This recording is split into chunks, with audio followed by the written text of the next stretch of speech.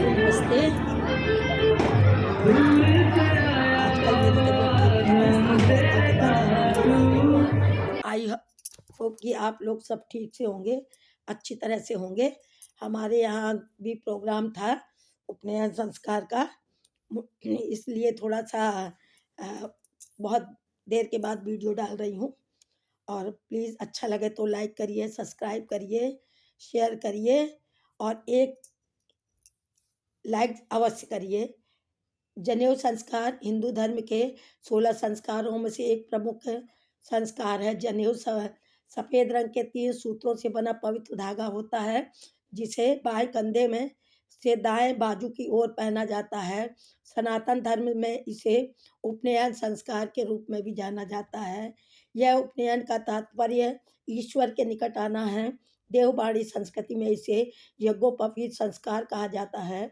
यह यज्ञ और उपवीत शब्दों का मिश्रण से बना है, जिसका मुख्य अर्थ होता है यज्ञ, हवन अथवा शब्दों का अधिकार प्राप्त होता है। बिना जनेऊ संस्कार के पूजा पाठ करना, विद्या प्राप्त करना और व्यापार आदि करना कुछ नहीं होता है। इसलिए हमारे शास्त्रों में ऐसा वर्णन किया गया है कि संस्कारों की विधि के बालक को जन्म के लिए पाप नष्ट हो जाते हैं, इसलिए यह बालक को दूसरा जन्म माना जाता है।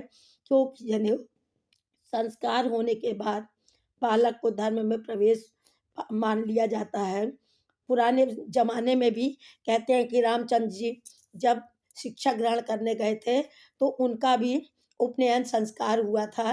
वेदों के अनुसार यह होता है, बड़ी विधि-विधान से होता है। सामान्य रूप से जनेऊ संस्कार किसी बालक को किशोरावस्था में अवस्था में किया जाता है। इसकी वैसे अवधि तो है 7 वर्ष क्षत्रिय के लिए, 11 वर्ष वैश्य समाज बालक के 13 वर्ष और जनेऊ संस्कार होना चाहिए और किसी भी परिस्थिति में विवाह योग्य आयु से पूर्व यह संस्कार होना चाहिए। संस्कार के लिए सबसे पहले मुहूर्त देखा जाता है। इसमें जिस तरह से विवाह होता है, पूरा उसी तरह से रीति-रिवाज होते हैं। मतलब तेल चढ़ता है, उसके बाद में शिलमाइन होता है।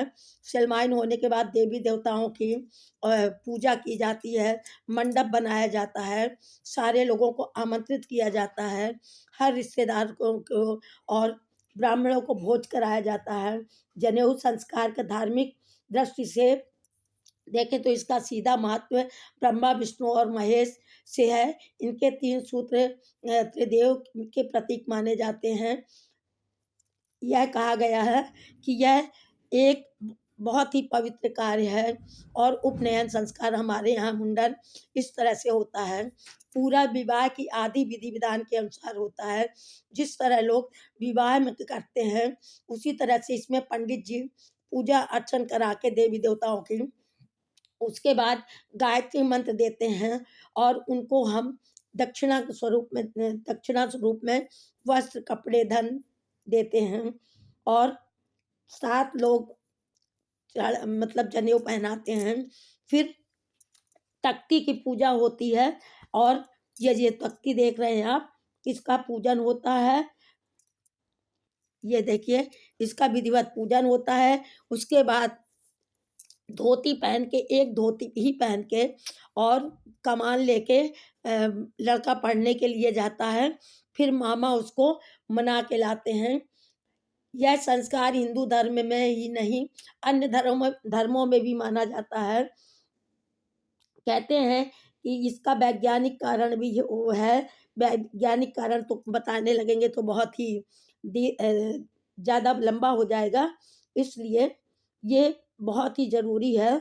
ये जनेऊ संस्कार के लिए एक यज्ञ के आयोजन होता है। इसके दौरान बालक का संस्कार मुंडन संस्कार होता है। जनेऊ पूर्ण विधि के अनुसार बाएँ कंधे में, दाएँ बाजू में धारण किया जाता है।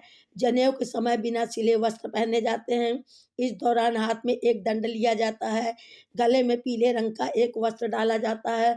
मुंडन के पश्चात एक चोटी रखी जाती है, जो सिर के बीचों-बीच होती है। इस दौरान कौपीन धारण की जाती है। कौपीन वही होती है जो आधा धोती पहन लेते हैं और आधा डाल लेते हैं। पैरों में खड़ाऊँ होती है। इस दौरान मेखला के कौफिन धारण की जाती है। यज्ञ के दौरान सूत्र को विशेष विधि से बनाया जाता है। यज्ञोपवीत के पीले रंग से रंगा जाता है। गुरु दीक्षा के बाद इसे हमेशा धारण करना चाहिए। जनेऊ संस्कार के बाद बालक का मुंडन कराया जाता है। उसके बाद स्नान करा के सिर पर चंदन केसर का लेप लगाया जाता है और जनेऊ पहना के वह ब्रह्मचारी बनने के लिए अब तैयार हो गया। फिर हवन आयोजित होता है। विधि पूर्वक देवताओं की पूजन, यज्ञ वेदी एवं बालक को अधो वस्त्र से के साथ माला पहनाकर बैठाया जाता है। इसके पश्चात गायत्री मंत्र दिया जाता है और हम 10 8 बच्चे ब्राह्मण के छोटे-छोटे बच्चे जिसका जनेऊ नहीं हुआ होता है, वो बैठ के इसके साथ भोजन करते हैं। फिर भोजन के बाद ये सारी प्रक्रिया शुरू हो जाती है।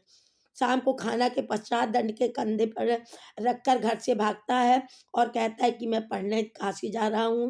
बाद में कुछ लोग शादी की लालच देकर पकड़ लाते हैं, वो नहीं आता है तो फिर मामा जो है वो कुछ दक्षिणा, मुद्रा, स्वर्ण, चांदी देते हैं और बच्चे को मना के वापस लाते हैं।